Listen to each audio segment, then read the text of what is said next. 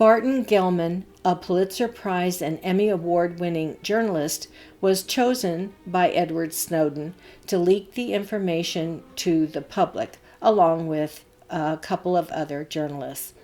His book abounds with valuable information, but since the goal of a book mention is to get people to read and buy it, I will pick out just a few of the points that popped out to me, a reader. Barton Gellman goes into Edward Snowdon's early life and career years. He writes about the differences among journalists involved. How does one handle the info and who to go to for publishing? What are the legal issues if copies of files are made?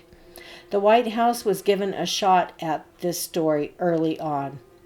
Lawyering up for all parties was quick and immediate, be it the journalist or publisher.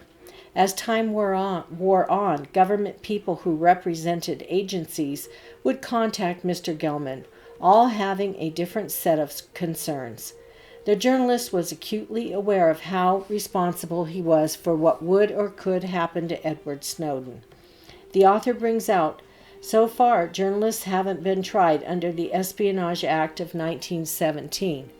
The Trump administration is going to put this to the test on Julian Assange. He isn't American, but as the author brings out, it will be a monumental case for American journalists, too.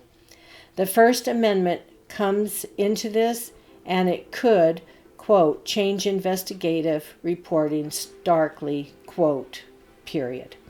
Mr. Gellman gives kudos to Edward Snowdon for pointing the finger at the Supreme Court in a smart way and brings out Mr. Snowdon did it because it was the right thing to do.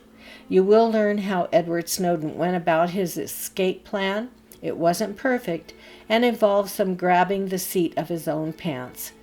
Daniel Ellsberg spoke with Edward Snowdon, apparently interviewing whistleblowers for years. What they all have in common is a sense of doing it because it was the right thing to do. This is a gem of a reference book. I only mentioned a few of the takeaways, but so much more is within its pages. A good snapshot of the time period. You will learn more about Edward Snowdon from this book, too.